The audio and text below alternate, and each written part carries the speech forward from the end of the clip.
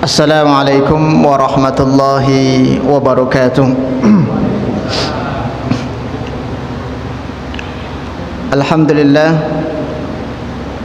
wa syukru lillahi wassalatu wassalamu ala rasulillah alladhi la nabiyya ba'da, la hawla wa la quwwata illa billah.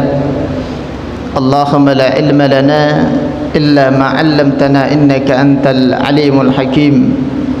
Allahumma a'inna ala zikrika wa syukrika wa husni ibadatik, amma ba'd. Ma'asyiral muslimin, bapak-bapak dan juga ibu-ibu, para alim ulama, tentunya tokoh masyarakat, begitu juga dengan jemaah salat fardu maghrib yang dimuliakan Allah Subhanahu wa taala.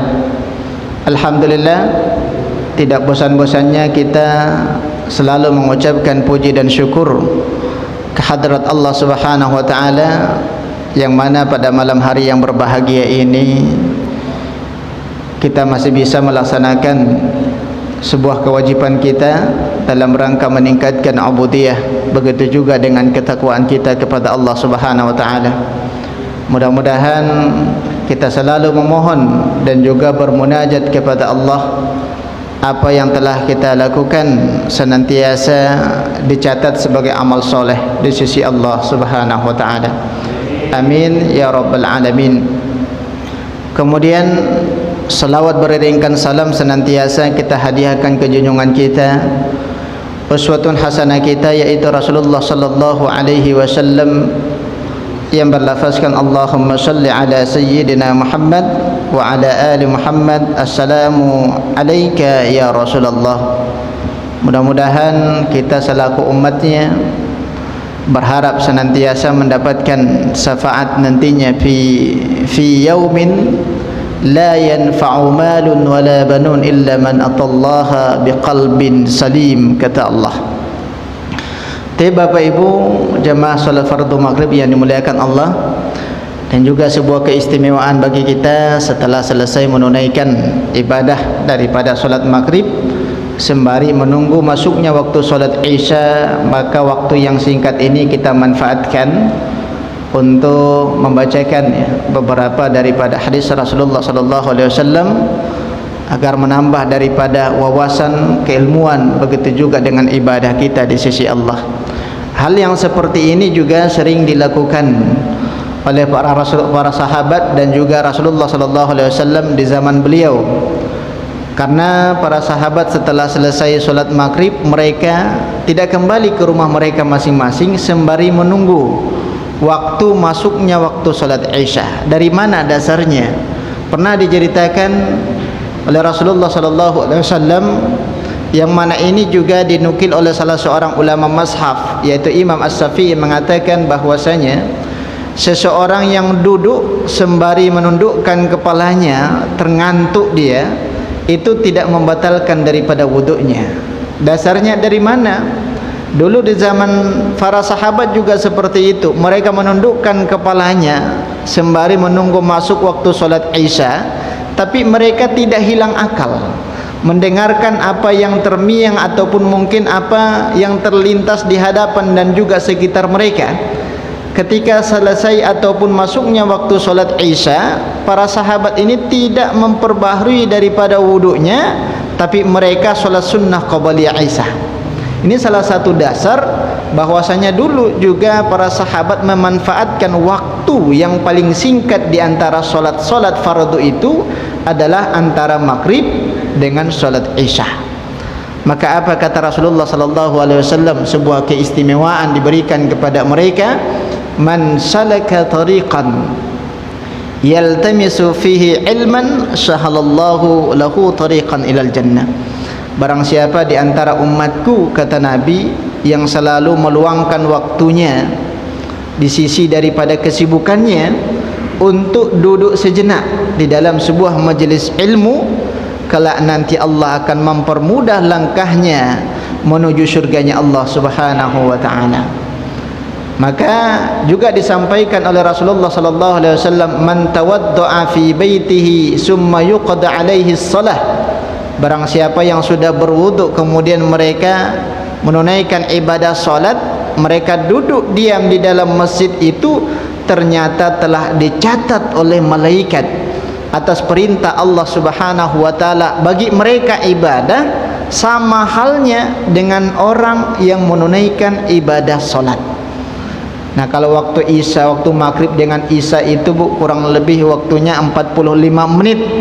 Berarti kalau seandainya 45 menit ini kita manfaatkan untuk solat, itu kurang lebih 20 rakaat itu selesai itu. Tapi duduk manis saja kata Nabi di dalam sebuah majelis ilmu sudah diberikan kepada mereka ganjaran pahala seperti halnya orang yang menunaikan ibadah solat di dalamnya. Baik Bapak Ibu jamaah solat fardu maghrib yang dimuliakan Allah Subhanahu wa taala, insyaallah pada malam hari yang berbahagia ini kita akan membacakan sebuah hadis Rasulullah sallallahu alaihi wasallam yang mana ini juga terjadi khilafiyah, perbedaan pandangan di kalangan para ulama terhadap kebiasaan seorang ayah. Apa kebiasaan seorang ayah? Kurang lebih 2 tahun yang lalu ada musiman Pak, musiman batu akik. Bagaimana pandangan hukum Islam? Apakah ada hadis yang menceritakan tentang seseorang menggunakan cincin? Bagaimana pandangan hukumnya? Apakah dia wajib? Apakah dia haram, makruh ataupun sunnah?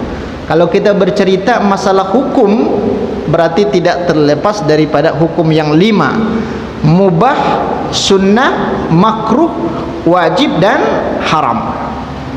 Nah, ternyata setelah ditelusuri beberapa hadis Rasulullah sallallahu alaihi wasallam, beliau memakai cincin itu. Maka disinilah terjadi ya perbedaan pemahaman di kalangan para ulama fikih. Dengan Nabi menggunakan cincin, apakah disunnahkan bagi umatnya untuk memakai cincin juga? Seperti itu. Tapi Bapak Ibu yang dimuliakan Allah, di sini kita akan membacakan sebuah hadis daripada Rasulullah sallallahu alaihi wasallam yang diceritakan oleh salah seorang sahabat bernama Anas bin Malik.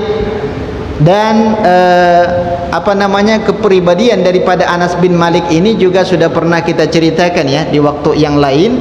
Mungkin beberapa pertemuan yang lalu, bagaimana kisah daripada Anas bin Malik ini sehingga beliau itu masuk ke dalam kategori as-sabiqun al-awwalun, sekelompok sahabat yang mula-mula masuk ke dalam agama Islam. Ada al-mutaakhirin, ada as-sabiqun. Maka mereka itu, para sahabat ini dikategorikan sebagai orang-orang salaf Bapak Ibu. Salaf itu kan orang terdahulu, orang sesudahnya dinamakan dengan khalaf. Berarti masa kita pada saat ini bukan masa salaf ini, tapi masa khalaf itu. Ya, bukan masa khilaf. Khilaf dengan khalaf berbeda. Kalau khilaf itu terkadang terlupa dia, khilaf saya kan seperti itu. Tapi kalau khalaf itu berkaitan dengan kurun. Apa kata Nabi? Khairu quruni qarni summa alladhi yalunahum summa alladhi yalunahum summa alladhi yalunahum. Sebaik-baik masa kata Rasulullah adalah masa di zamanku. Setelah itu masa di kalangan para sahabat. Barulah masa yang ketiga di kalangan para tabi'in. Di antara tabi'in ini awal mula ulama mazhab muncul tuh. Yang paling tua di kalangan ulama mazahibil arba'ah itu adalah Imam Abu Hanifah. Imam Abu Hanifah ini masuk ke dalam kategori ulama, masuk ke dalam kategori tabi'in ini Pak. Meninggal Imam Abu Hanifah di tahun yang sama barulah terlahir Imam As-Syafi'i. Maka Imam Syafi'i ini tidak berjumpa dia dengan Imam Abu Hanifah karena sudah meninggal duluan. Di akhir tahun terlahirlah Imam As-Syafi'i. Maka apa kata Anas bin Malik di dalam hadis ini? An Anas bin Malik radhiyallahu anhu qala kataban Nabi sallallahu alaihi wasallam. Beda hal ya, kalau kita bacakan kutiba berarti diwajibkan, tapi kalau kataba dituliskan. Ini kayak makna kalau kita bercerita bahasa Arab itu harokatnya berbeda, otomatis maknanya berbeda. Kalau kutiba alaikumussyam berarti diwajibkan, tapi kalau kataba dituliskan. Kataba Rasulullah sallallahu alaihi wasallam kitaban. Suatu ketika Nabi menuliskan sebuah risalah. ataupun surat. Dulu ajakan ataupun Nabi melangsungkan dakwah menyebarkan agama Islam itu bermacam ragam, Pak. Terkadang langsung kepada orangnya diajak, terkadang Nabi dengan perantaraan surat. Maka orang-orang dulu yang mungkin Raja Persia, Raja Romawi dan Raja Habasyi, Nabi mengajak mereka untuk masuk ke dalam agama Islam, ya, mengirimkan sebuah surat kepada mereka ajakan untuk masuk kepada agama Islam. Maka kita selaku umat Islam berkewajiban untuk berdakwah. Bukan hanya seorang ustaz saja berkewajiban untuk berdakwah, setiap orang ada ada bagiannya masing-masing. Ya, kalau bahagian kita di bidang bisnis, maka berdakwahlah di bidang bisnis itu. Salah satu contoh dakwah di dalam bisnis itu ya jujur itu. Tidak terjadi penipuan di dalam jual beli, dan itu sudah termasuk bagian daripada dakwah. Maka suatu ketika Nabi menuliskan surat. Kata Rasulullah sallallahu alaihi wasallam, kitaban wa arada an yaktubu, dan ingin sekali menuliskan surat kepada Raja Persia. Kalau Raja Persia itu berarti Iran sekarang. Dulu Persia itu luas, Pak. Nah, Iran masuk, Kazakhstan, Pakistan itu masuk ruang lingkup daripada Khurasan. Ya, masuk daripada kerajaan Persia. Ketika Nabi hendak menuliskan, faqila lahu, datang seorang sahabat, tidak diceritakan sahabat ini siapa. Yang jelas yang menceritakan seperti itu adalah Anas bin Malik.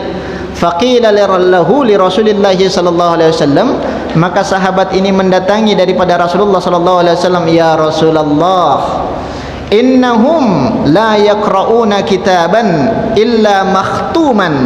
Wahai Rasulullah, sesungguhnya ketika engkau kirimkan surat kepada raja-raja Persia, Raja Romawi ataupun Habasyi, mereka tidak akan pernah membaca daripada suratmu. Apa sebab? Karena tidak ada legalitasnya. Tidak ada legalitas, dalam artian tidak ada capnya. Kalau sekarang tanpa materai, berarti surat itu tidak diakui itu. Surat tanah tidak ada materainya, ini Bapak Ibu, berarti bisa jadi tanahnya itu bodong tuh. Nah, kalau sekarang kan permasalahan tanah lagi rame-ramenya ini, Pak. 1 hektar 5 juta itu tanah dari mana? Luar biasa. Ada tanah gratis kalau Bapak Ibu mau 2 goni, 2 karung gratis lah. Ambil sendiri. Berarti harus ada legalitas ya di dalam ajakan itu.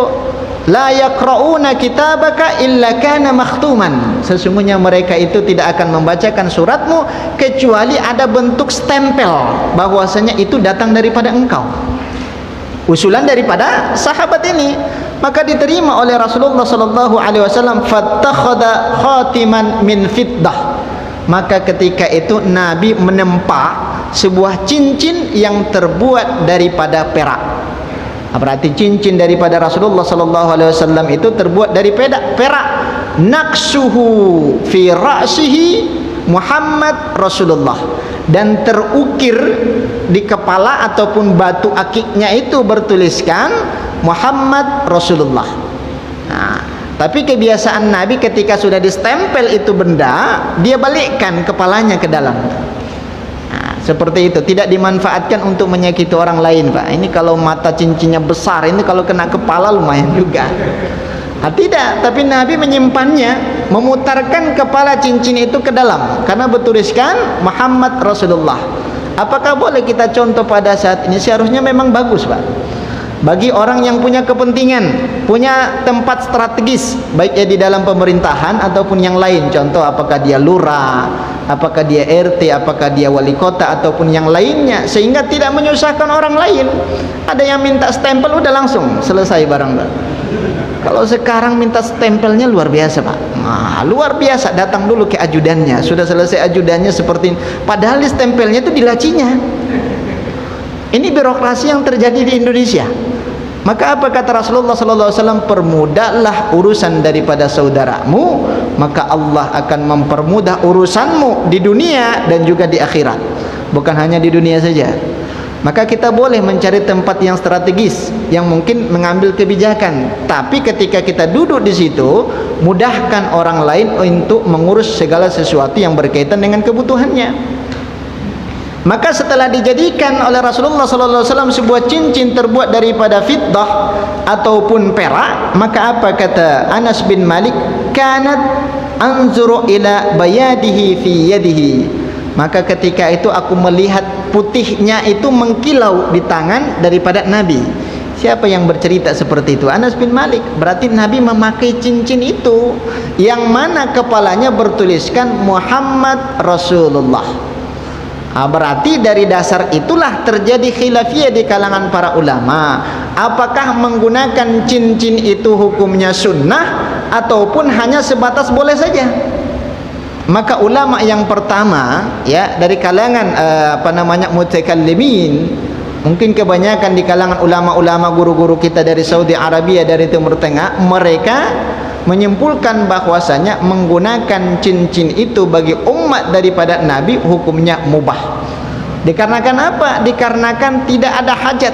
Karena Nabi menggunakan cincin itu dikarenakan ada hajatnya untuk menstempel, memberikan legalitas terhadap surat yang hendak dikirimkan ke berbagai daerah. Tapi ulama yang kedua mengatakan dikarenakan Nabi melakukan seperti itu ittiba. Apa itu ittiba? Mengikuti apa yang dilakukan oleh Nabi, berarti masuk ke dalam kategori sunnah. Terjadi dua pemahaman di kalangan para ulama. Ada yang mengatakan mubah dan ada yang mengatakan sunnah. Nah, perkara masalah sunnah ini berarti ketika dilakukan membuahkan pahala. Nah, sunnahnya seperti apa? Kan seperti itu. Ya, maka memakai cincin itu terkadang bisa dinisbatkan hukumnya haram, bisa dinisbatkan hukumnya makruh, bisa dinisbatkan hukumnya sunnah. Kapan seseorang itu memakai cincin dengan hukum haram, dihukumkan kepada sesuatu yang diharamkan? Ketika seorang laki-laki menggunakan cincin yang terbuat daripada emas, berarti hukumnya haram dah. Ya, wajib ya dilepaskan. Dari mana dasarnya? Diceritakan oleh salah seorang sahabat juga, yang menceritakan itu adalah Anas bin Malik. Ja'a rajulun min ba'du min ashabihi, ketika seseorang datang diperhatikan oleh Rasulullah sallallahu alaihi wasallam, ternyata di tangannya itu ada cincin yang terbuat daripada emas. Diperhatikan oleh Nabi, ternyata cincin daripada si fulan ini emas. Fa akhadha min asabihi, dilepaskan oleh Nabi dari tangan sahabat ini, kemudian dilemparkan ke tanah. Apa kata Rasulullah sallallahu alaihi wasallam? Jangan sampai ada di antara kalian, wahai sahabatku, yang menyengaja untuk meletakkan bara api neraka di jari-jarinya. Berarti dimisalkan emas itu oleh Rasulullah sallallahu alaihi wasallam berupa bara api neraka yang diletakkan di jari-jari kita. Maka dibuang oleh Rasulullah sallallahu alaihi wasallam itu cincin. Ketika Nabi falamma roha Rasulullah sallallahu alaihi wasallam, ketika Nabi meninggalkan sahabat ini, maka apa kata sahabat yang lain? Wahai fulan, ambil cincin itu, manfaatkan. Jangan sampai diletakkan seperti itu emas loh. Emas 24 karat. Ya, maka apa kata sahabat yang lain? Boleh kamu ambil itu cincin, kemudian jual, dan hasil penjualan itu manfaatkan untuk menafkahi daripada keluargamu.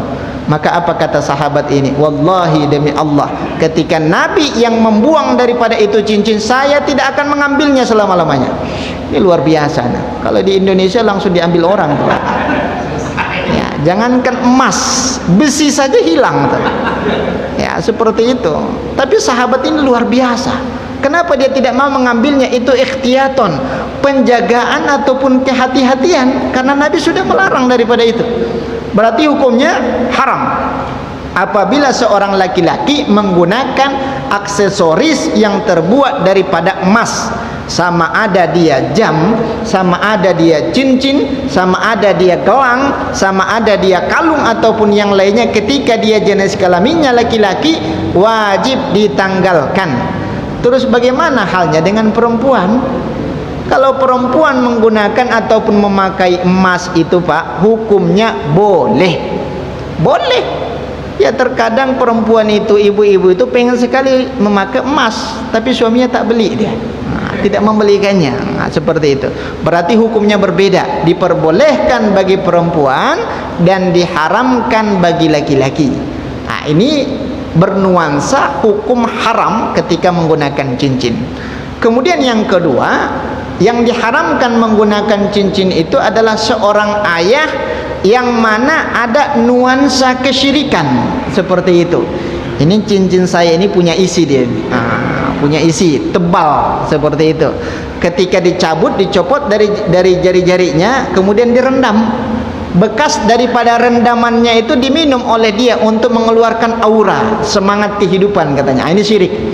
Ya seperti itu. Tidak ada istilah seperti itu dalam artian mata cincin direndam kemudian diminum airnya.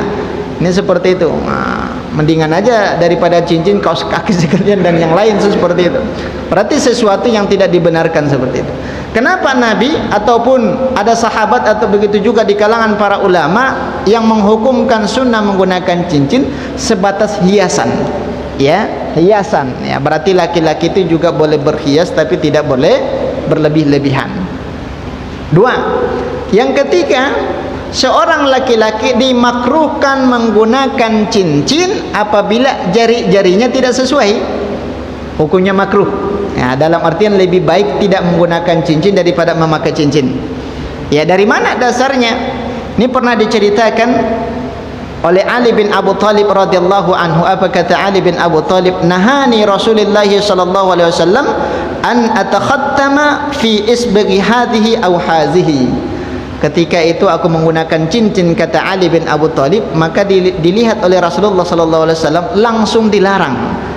Ya Ali, wahai Ali, kata Rasulullah, jangan engkau menggunakan cincin yang mana cincin itu dipakai di jari tengah.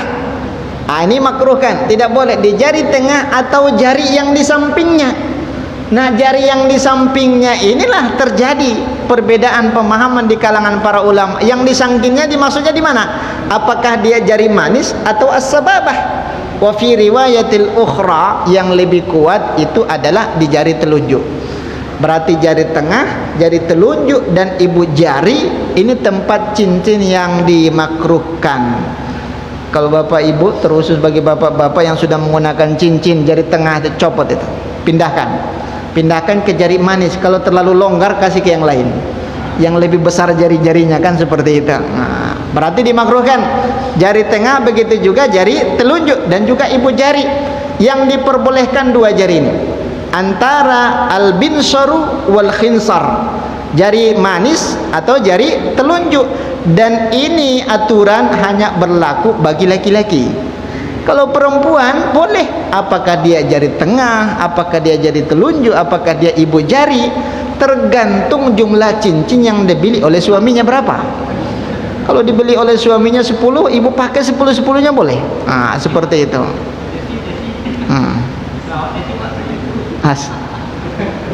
Nah, ini sesuatu yang dimakruhkan. Dan ada di kalangan para ulama fikih yang memberikan hukum sunnah ketika menggunakan cincin. Di mana letak kesunnahannya? Seperti itu. Ini kalangan sebahagian ulama. Ada menyimpulkan ittifaq di kalangan para ulama yang mengatakan bahwasanya memakai cincin itu hukumnya sunnah, tempatnya di jari kelingking. Ya, kalau ibu jari manis ini hukumnya mubah. Tapi kalau jari telunjuk, jari kelingking itu hukumnya disunnahkan bagi sebahagian di kalangan para ulama tadi. Tapi yang mengatakan hanya sebatas mubah saja. Ya, berarti tempat yang disunnahkan itu ditempatkan di jari telunjuk, di jari kelingking, dan boleh terbuat daripada perak. Yang tidak boleh itu terbuat daripada emas. Ya, seperti itu. Tapi ketika perkembangan pada saat ini sangat dianjurkan, ya, setiap orang yang menggunakan cincin itu dalam pelaksanaan sholat untuk dilepaskan. Dianjurkan itu untuk dilepaskan. Ya, apa sebab? Mengurangi kekhusyukan daripada sahabat yang posisinya di samping kiri dan juga samping kanannya. Ya, terlihat dia pas tahiyat ini hijau lumut sepertinya kamu. Ya. Ada masjid tertentu Pak, nah, imam itu setelah iqamah berkumandang, apa kata imam? Rapatkan dan luruskan shaf dan copot batu akik katanya. Nah, seperti itu. Ada guru kita yang menceritakan seperti itu pengalaman. Ya. Setelah selesai sholat ditanya, kok kenapa ditambahkan? Kan itu bid'ah ada kan? Nah, ditambahkan kok dicopot batu akik? Ternyata kalau orang Indonesia tasahudnya luar biasa. Nah, sembari promosi. Nah, ini apa namanya, ini batu akik Yaman kan, seperti itu dan yang lainnya. Berarti sangat dianjurkan untuk dicopot apabila mengurangi daripada kekhusyukan teman-teman yang ada di sebelah kiri dan juga sebelah kanan. Terus bagaimana halnya dengan Rasulullah sallallahu alaihi wasallam? Apakah beliau mencopot daripada cincinnya?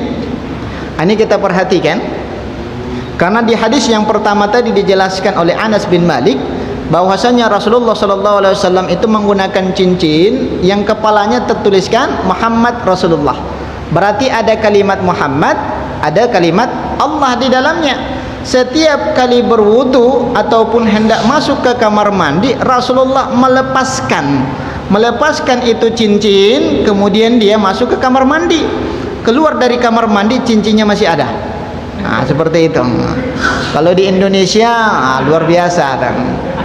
Makanya ini pernah kita sampaikan, orang Indonesia ini terlalu berhusnuzan, berbaik sangka. Ini cincin siapa nih? Sepertinya tidak ada lagi yang mau, diambil oleh dia. Tidak tahu dia orangnya masih di kamar mandi. Nah, seperti itu. Berarti Nabi melepaskan daripada cincinnya ketika masuk ke kamar mandi. Hikmahnya apa? Ada dua hukum yang terkandung di dalamnya. Yang pertama, dikarenakan ada kalimat Asmaul Husna, ada kalimat Allah di dalamnya. Berarti tidak boleh kita membawa ke dalam kamar mandi, hukumnya makruh. Nah, kalau di Saudi Arabia Pak, nah ketika mungkin pelaksanaan umrah ataupun haji, banyak kalung-kalung yang bertuliskan Allah kepalanya. Bolehkah dipakai seorang ibu? Boleh saja, asal ibu itu tahu, dan juga jangan lupa ketika hendak masuk kamar mandi. Kalau masuk kamar mandi dibawa dengan tulisan Allah itu makruh, itu sangat dibenci oleh Rasulullah SAW. Tidak boleh. Ya, yang bertuliskan Allah dan Rasulnya tidak boleh dibawa ke kamar mandi. Ya, seperti itu. Hukumnya makruh. Kemudian yang kedua, kenapa Rasulullah mencopot daripada itu cincin ketika beliau berwudu? Khawatir daripada air wudunya itu tidak terkena kulit yang dibawa dasar daripada cincinnya. Maka kalau kita menggunakan cincin Pak, ya jangan pula motivasi kita hanya sebatas sunnah saja, tapi kan ada hal-hal yang harus kita perhatikan di dalam pelaksanaan ibadah yang lain. Apa pelaksanaannya ketika berwudu? Lepaskan cincinnya, masukkan kantong, ya sehingga berwudunya enak, ya sampai terkena dasar kulit yang tertutup oleh cincin itu. Sama ada ia laki-laki ataupun perempuan. Yang paling banyak ibu-ibu Pak, yang paling banyak ibu-ibu itu yang sungkan untuk mencopot daripada cincinnya. Perasaan dia, ini cincin tunangan daripada suamiku dulu nih. Kalau dicopot otomatis khawatir berkurang rasa cintanya, seperti itu. Hanya dibiarin. Dulunya ibu ini timbangannya 40 kilo, sudah menikah jadi 60 kilo. Ya otomatis jari-jarinya juga tambah lemak dia. Nah, dan tidak bisa diputar. Dikarenakan wudhu itu syarat sahnya sholat. Apabila wudhunya tidak sah, berarti sholatnya tidak sah. Ini harus kita perhatikan betul ini Pak. Nah, terkhusus bagi yang menggunakan aksesoris, apakah dia jam ataupun mungkin cincin. Pastikan ketika kita memakai cincin, dasar kulit itu terkena air wudhu, diputar-putar ketika berwudhu. Seperti itu. Nah, ini sesuatu yang sangat dianjurkan di dalam pandangan ulama-ulama kita. Berarti kesimpulan hukumnya, kalau saya pribadi lebih cenderung bahwasanya cincin itu hanya sebatas mubah saja. Nah, tapi kan kita tidak menyalahi ketika ada saudara kita, guru kita yang berfaham bahwasanya cincin itu hukumnya sunnah, dikarenakan Nabi menggunakan cincin itu sendiri. Seperti itu.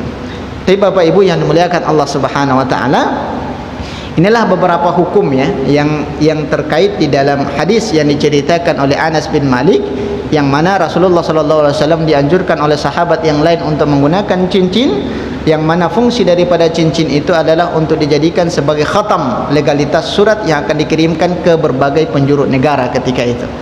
Tapi mungkin ada beberapa hal yang perlu kita diskusikan karena masih ada waktu kita ini Pak, kurang lebih 10 menit ya, untuk kita manfaatkan di dalam berdiskusi. Silakan Pak Buya. Pak Buya tak payah pakai mic kedengaran.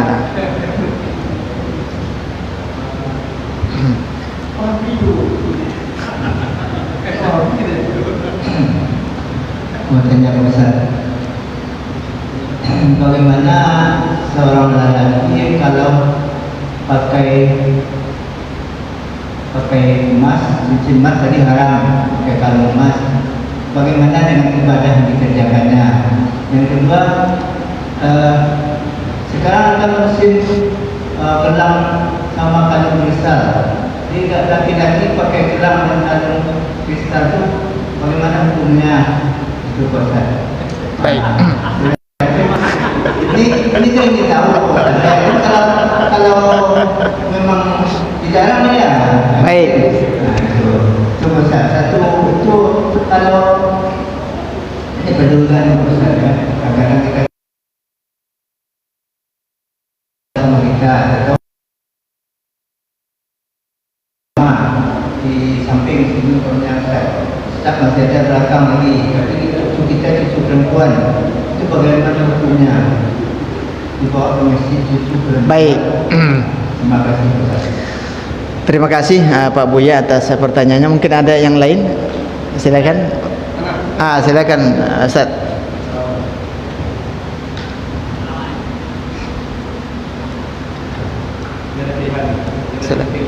Silakan satu ya, karena udah dua tadi ya Pak Buya.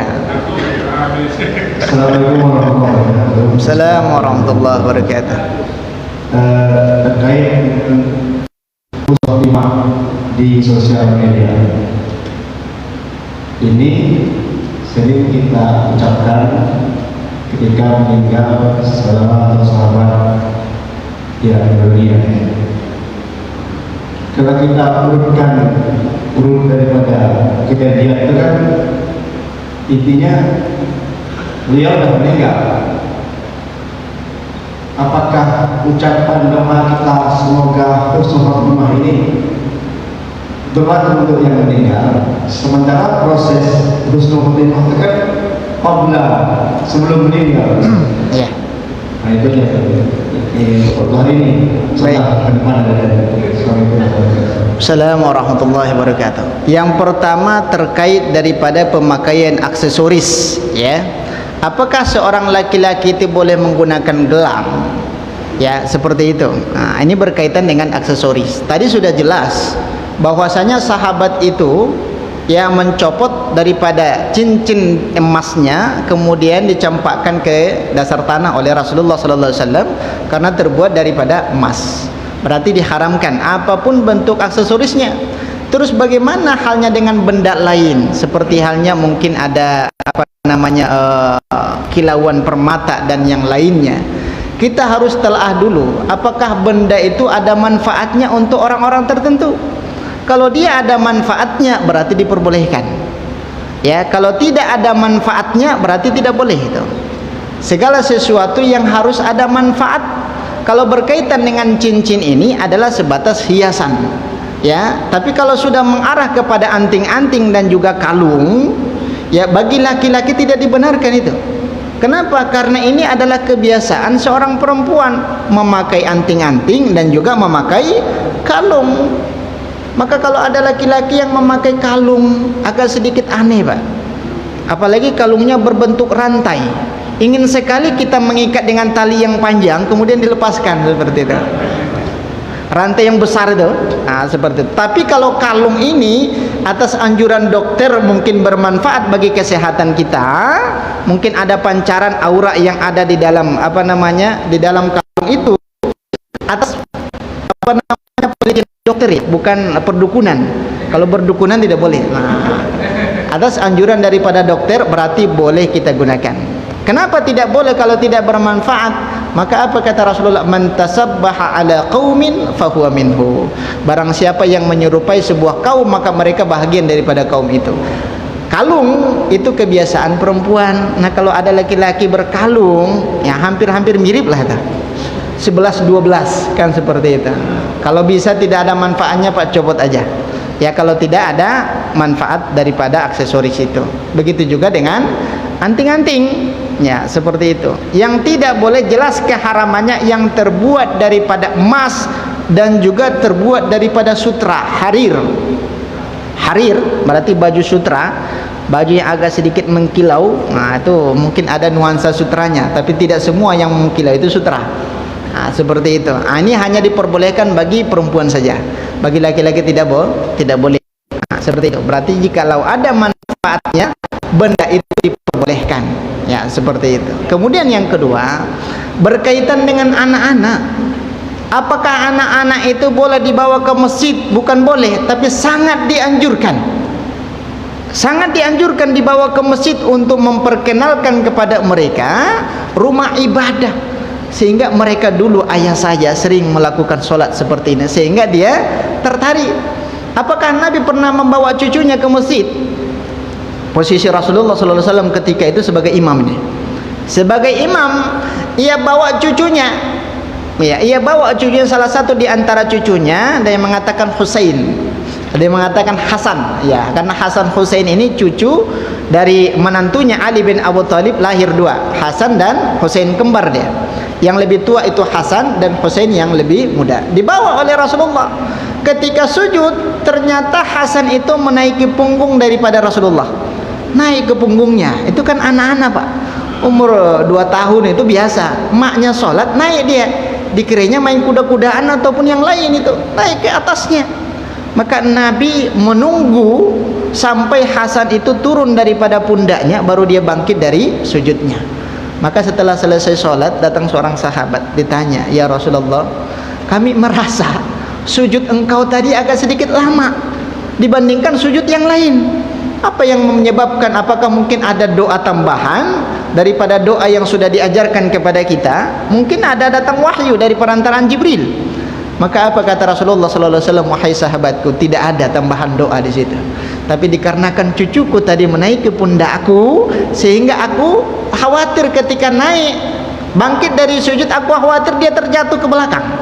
Seperti itu. Maka dari hadis ini sangat dianjurkan. Tapi yang perlu kita perhatikan ini Bapak Ibu, bagi orang tua kita yang membawa keluarga, bawa anak, posisikan di tempat yang strategis itu. Ya, ini seringkali kita memakai istilah tempat-tempat strategis kan, seperti itu. Jangan dicari itu tempat strategis itu. Nah, contoh mungkin kalau di saf yang pertama orang tua, kita yang membawa anak, ya sudah tunggu dulu penuh saf yang pertama, kita di saf yang kedua. Apa sebab? Karena bawa anak. Kalaupun tidak, diposisikan yang paling pojok, sehingga tidak terganggu. Yang namanya anak-anak, Pak, dia sholat 1 rakaat hilang sudah. Akhirnya kan khawatir terkosong daripada saf itu. Seperti itu. Sama ada dia laki-laki ataupun perempuan. Dikarenakan apa? Dikarenakan mereka belum balik. Mereka belum dewasa. Kalau sudah dewasa, maka tempat perempuan itu dikhususkan di yang paling belakang. Seperti itu. Tapi kalau masih anak-anak, boleh saja dia bergabung dengan ayahnya di depan. Asal jangan di saf yang pertama, takutnya anak ini keluar sehingga kosong dia. Kalau mungkin tidak yang paling pojok, ya sudah di saf yang kedua. Kalaupun tidak saf yang kedua, cari di samping tiang. Kalau mungkin kita ini ada 5 saf, berarti posisi yang strategis itu di samping tiang. Posisikan anak kita ini pas di samping tiangnya, kita penutup. Ya seperti itu. Ya sangat dianjurkan. Jangan sampai ada larangan yang berkaitan daripada kedatangan anak-anak ke masjid. Ini sering kita ceritakan, Pak. Saudara-saudara kita yang sekarang ini negara maju, yaitu Turki, memberikan fasilitas untuk hadonah. Apa itu hadonah? Tempat main-main anak-anak di pekarangan masjid, sehingga ayahnya sholat, anaknya main-main. Umur 2 tahun, 3 tahun. Asal jangan ikut ayahnya main-main itu. Orang sholat ikut ayahnya main-main. Ini masalah. Untuk apa? Untuk memperkenalkan rumah ibadah itu kepada mereka. Ya seperti itu. Ya kita kan selaku orang tua tahulah, enggak mungkin kita di saf yang pertama padahal ada anak perempuan. Kalau tidak paling pojok, mungkin di belakang juga diperbolehkan. Dan perkara yang ketiga, ini masalah husnul khatimah dan juga su'ul khatimah. Ada husnun, itu adalah baik, ya. Khatimah, akhir hayatnya. Khatim itu kan penutup. Ya, khatam berarti kalau kita baca Quran, kapan khotaman Quran? Berarti penutup daripada Al-Quran. Tapi kalau berkaitan dengan husnul khatimah, penutup daripada ruhnya ketika lagi syakaratul maut. Nah, kalau lagi syakaratul maut barulah didoakan untuk husnul khatimah, dalam artian kebaikan yang ia peroleh ketika dalam proses syakaratul maut itu sendiri. Ya, seperti itu. Nah, sehingga ketika ada orang yang mungkin sudah meninggal dunia, kita mendoakan, memang tidak pas ya, momennya tidak pas. Yang pas itu mudah-mudahan Allah memberikan tempat yang istimewa di sisi Allah Subhanahu wa taala. Ya, seperti itu. Nah, ini yang paling pas itu. Tapi terkadang kan kita, ini kebiasaan kita, Pak. Ada apa namanya di media grup kita nih, di grup WhatsApp kita ada kemalangan. Si fulan telah meninggal dunia. Dikarenakan kita sudah banyak stiker berkaitan dengan kalimat innalillahi wa inna ilaihi, udah langsung dikirimkan. Kita tidak mendapatkan pahala, Pak. Kenapa? Karena kita tidak membacanya. Harusnya kan kita baca dulu baru kirim. Ini asal kirim doang. Nah, dikirim doang, terkadang dia belum baca. Nah, berarti kan harus kita baca. Ini kan apa namanya sistem kilat seperti itu. Ini ada orang ngirim stiker padahal kan salah. Terkadang ada teman kita yang harusnya dikirimkan alhamdulillah, ternyata terkirimkan innalillah. Ada orang dapat rezeki, apa kata dia? Innalillahi, kan fitnah jadinya. Fitnah. Ini pernah terjadi ini di grup. Maka kita harus peka, Pak. Jangan asal kirimkan, kita baca dulu. Cari stiker yang cocok untuk itu, kita bacakan biar kita mendapatkan pahala dari situ, baru dikirimkan ke grup. Ya, seperti itu. Berarti apa namanya, makomnya itu kurang pas ketika apa namanya mendoakan seseorang dalam keadaan husnul khotimah padahal sudah dikebumikan seperti itu. Tapi mudah-mudahan ya mungkin maksud dan tujuannya itu ditempatkan di tempat yang terbaik kan, seperti itu. Yang jelaskan makom daripada falafasan itu kan agak sedikit berbeda daripada realitas yang harus kita ucapkan kepada seseorang yang sudah dikebumikan ataupun sudah ditanam di alam barzakh. Ya, seperti itu. Taib wallahu a'lam bishawab. Sudah masuk waktu Isya, salat Isya. Kalau belum kita lanjutkan ya. 2 menit. Silakan Pak. Langsung Pak. Ke poinnya aja.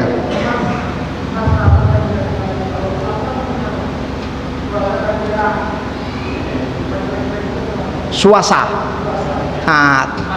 Saya kurang paham nih suasana.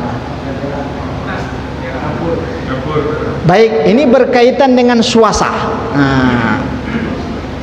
Ketika ada cincin yang bercampur dengan perak, apabila bisa dipisahkan, maka terjadi 2 pandangan ulama. Ya, 1, apabila tidak bisa dipisahkan antara emas dengan peraknya, berarti dihukumkan kepada emas. Ya, tapi kalau bisa dipisahkan dia, contoh mungkin hanya lapisannya saja, lapisannya itu bercampur emas, ketika dijual itu tidak berharga, ya maka ada ulama yang mengkategorikan makruh. Ya, bukan haram, ya mengkategorikan makruh karena hanya sebatas pelapisan. Ketika dikorek itu lapisannya, dijual itu tidak ada nilai, tidak ada harga, itu hukumnya makruh. Tapi ketika bercampur aduk dia tidak bisa dipisahkan mana yang peraknya, mana yang emasnya, maka dikategorikan hukumnya sama halnya dengan emas. Ya, seperti itu. Itu berbentuk suasah. Nah, kalau Bapak memakai cincin yang sudah ada campuran suasanya, campuran emasnya, solusinya cuma 1. Serahkan itu kepada orang rumah, istri, kan seperti itu. Karena dia boleh. Kalau perempuan mah bebas kan seperti itu. Apakah dia emas, apakah dia permata, tergantung suaminya mampu tidak untuk membelikan benda itu. Berarti kesimpulannya Pak, yang pertama hukumnya makruh ya apabila bisa dipisahkan ataupun kadar emasnya tidak banyak, tidak berharga dia. Tapi kalau memang banyak kadar emasnya, berarti hukumnya disebutkan kepada hukum menggunakan emas. Berarti haram, seperti itu. Taib wallahu a'lam bishawab. Nakhtatim bi qiraati alhamdulillahirabbil alamin, dan doa kafarnya subhanakallahumma wa bihamdik asyhadu an la ilaha illa anta astaghfiruka wa atubu ilaik. Wassalamualaikum warahmatullahi wabarakatuh.